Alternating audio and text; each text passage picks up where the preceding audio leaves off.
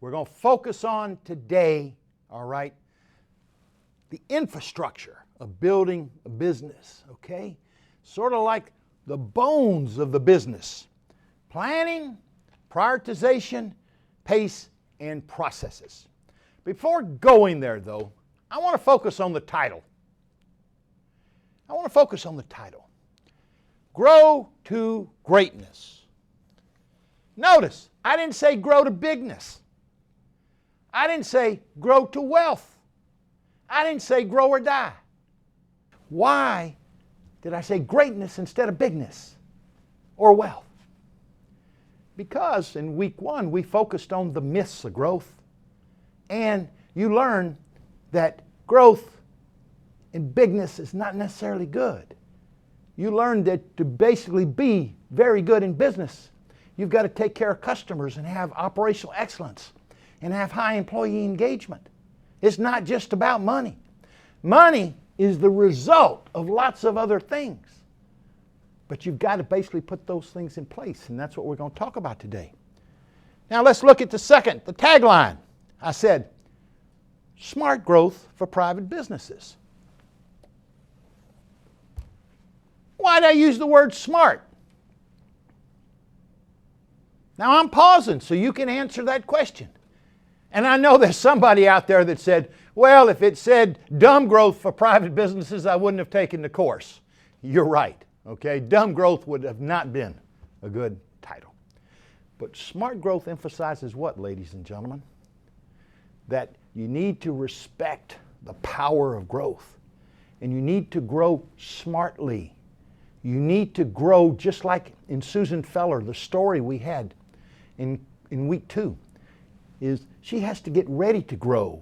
She has to put in certain processes. She has to know certain numbers. You have to basically approach growth with planning and thinking about what do I need to do? How do I control it? How do I make sure my customers are not going to experience disruption? Because what happens in growing an entrepreneurial business is every day is different. What sort of characterizes growth of a small business? A lot of chaos. Because in order to grow, you need more people. And guess what? People are human beings. And what do human beings do? You're right. They make mistakes. And so what you do when you're growing a business, you as the entrepreneur have got to figure out what mistakes do I focus on and how do I teach, not punish. Because in order for people not to make the same mistakes again and again and again, they have to do what? They have to learn. And when you're being yelled at, you don't learn. Teach. Manage the chaos. Every day is different. Stuff happens, okay? And what we're going to talk about today, okay? Stuff happens. And what we're going to talk about today is how do I prevent the same stuff from happening over and over again? Because then new stuff will happen. Because if I eliminate the stuff that happened today so it doesn't happen tomorrow and deal with new stuff, you know what happens after 30 days, 60 days, 90 days? I'm better. I'm a better business. I serve my customers better. And I create the right environment. And that's so critical. That's so critical. Because I go back to Julie's statement about farming and my statement to you. Running a business is a lot like farming. The research show entrepreneurs, and you know this if you're an entrepreneur, you work longer hours in your own business than you worked when you were working for someone else. Because you can't leave it. It's always with you. You're always thinking about it. Just like farmers. Sun up to sundown and maybe even longer. You're out there every day working in the field of business. Some days you're planting, Some days you're watering, some days you're fertilizing, some days you're plowing under, some days you're harvesting. Some days you're doing some of all of it. And today we're going to focus on how do you know what to do when, and how do you put in place processes, and what are processes? How do I plan for growth? And we have already talked about both classes, the pace of growth, the gas pedal, my famous gas pedal. So we're not going to basically go in too much detail for it. Managing an entrepreneurial business is constantly choosing which fires to fight. And after you put the fire out, leaving a fire extinguisher behind. And we'll come back to that. Okay. All right. And the truth here is, remember the bear. Remember the bear. I've only got to outrun Kyle. This is Kyle, and this is Ed, and I only got to outrun him. The same thing with your competition. And that's a surprise slide, and I love it. Isn't it cool? What a great team. All right. Now, I'm beginning this week with an overview like I did week 1, and I'm going to start with some CEO quotes. And as I read the quote, I'm going to stop. And you know now, this is our 3rd week, you should have paper and pencil, because Ed's going to ask you to write stuff down, because having you write stuff down is the way you make sense of what we're talking about. You're interpreting it in your own words. I'll get out that pencil and paper, and I'm going to read through some, and I'm going to ask you, what does it mean to you? What does it mean to you? Think about it, put it in your own words. And these come from actual entrepreneur CEOs that were in my research study. These are their quotes. This is not mine. This is them. You're learning from entrepreneurs. Planning. Begin with the end in mind. What's that mean? What? This was a gentleman. What was he saying? Write something down.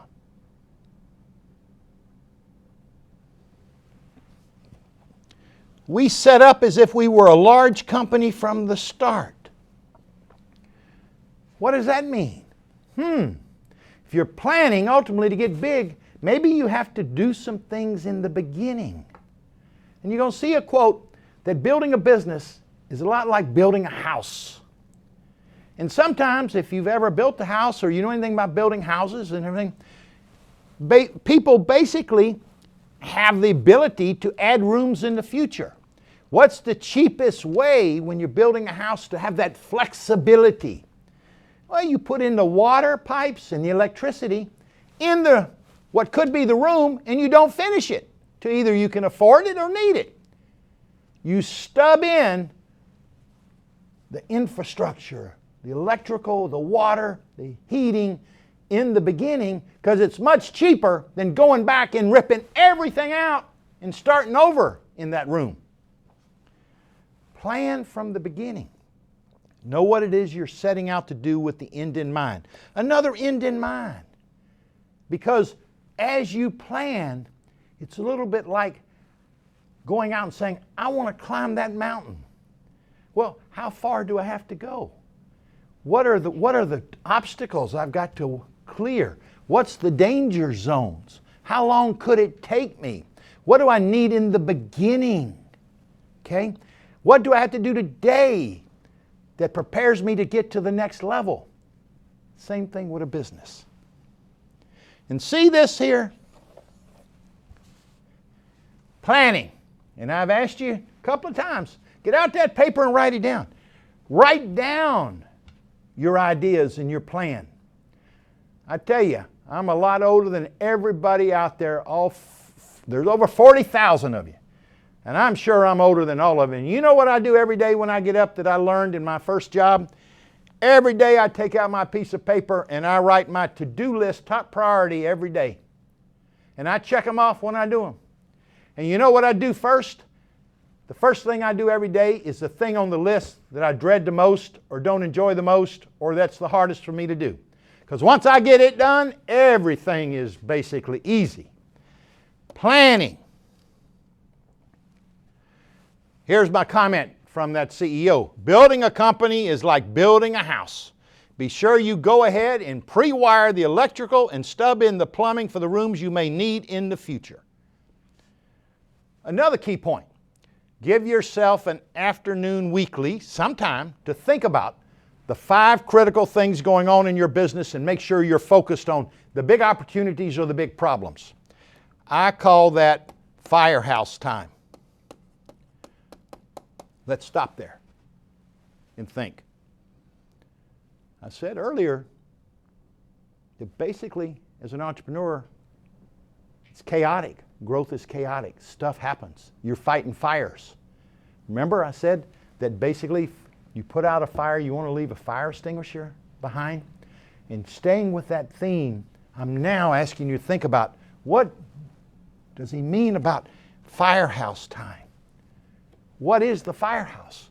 The firehouse is where the fire, men and women, come back to after the fire to rest, think, go over what they just went through, what did they learn, and how they do it better. It's time away from fighting the fires. Entrepreneurs need firehouse time. Most entrepreneurs get overwhelmed, if you will, by the chaos, the madness, the craziness. Everything's sort of happening. What do I do first? The place is going crazy. How do I know? How do I prioritize? And once you go through that process, you need time to jump away. Go back to the firehouse. And it doesn't have to be an afternoon. It can be even just 15, 20 minutes to think, compose, learn, and think about how am I going to teach my employees so we can be better. Because the goal of this entire course, okay, let's just cut to the quick.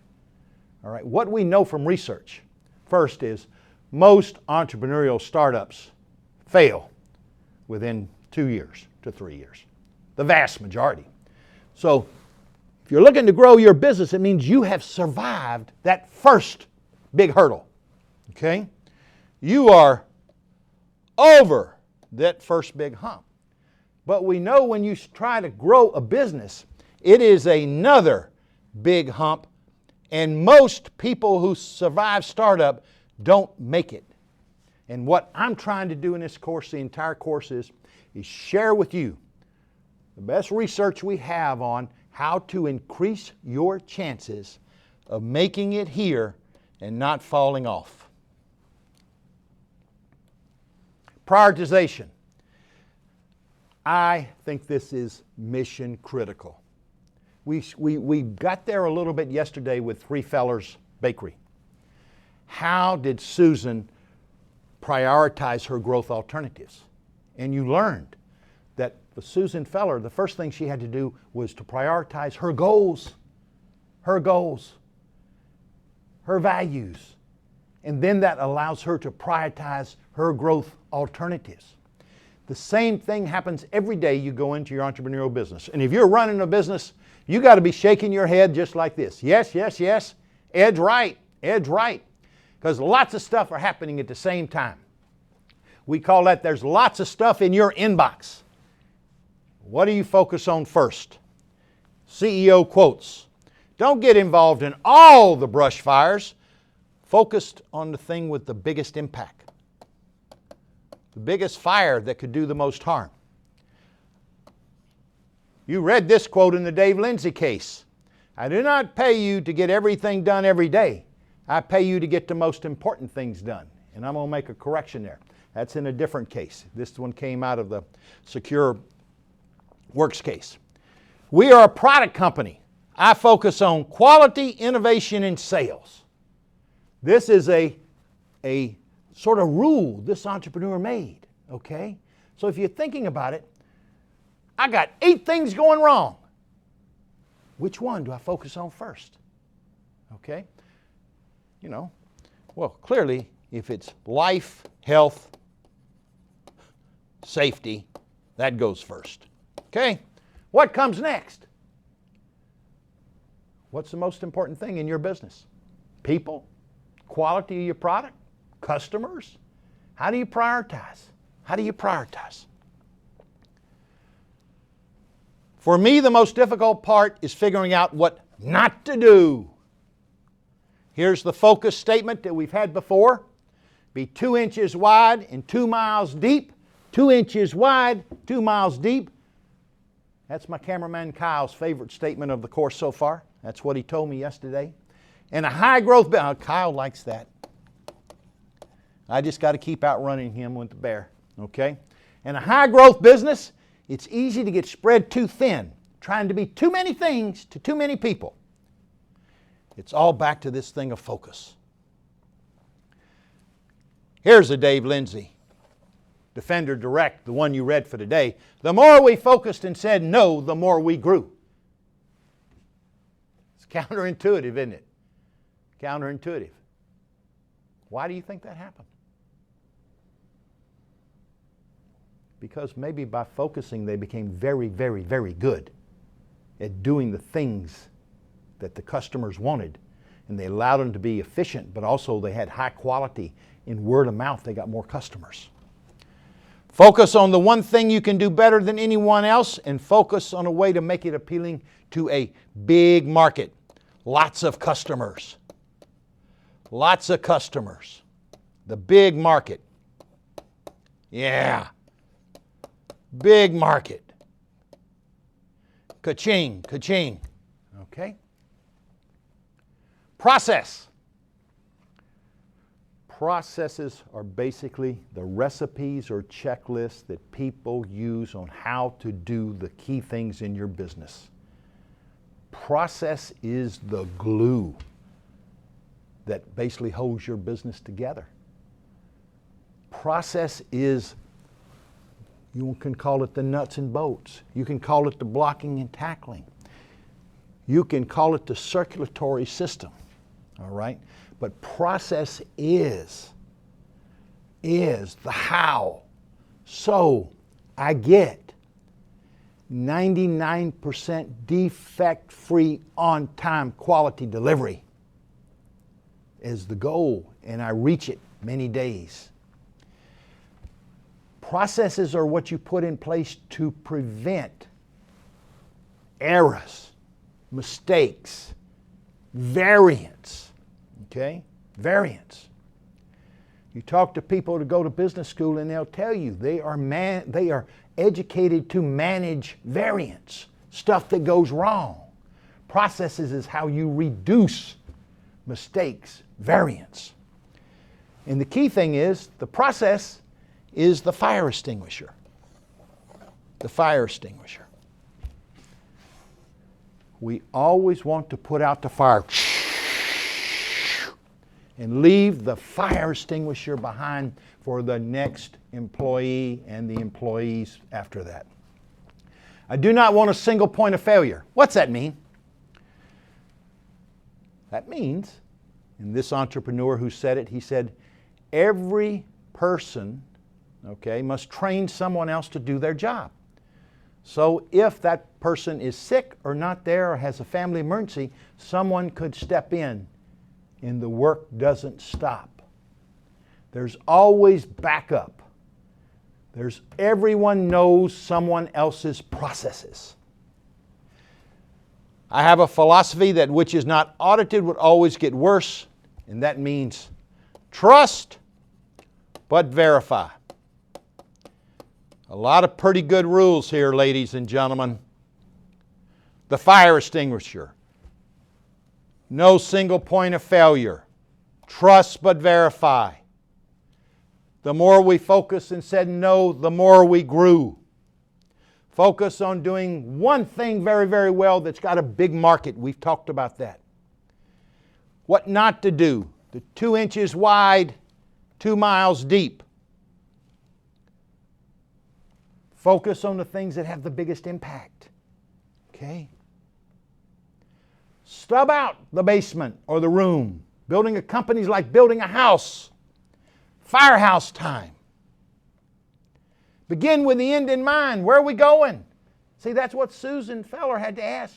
What am I trying to do here? What am I trying to build?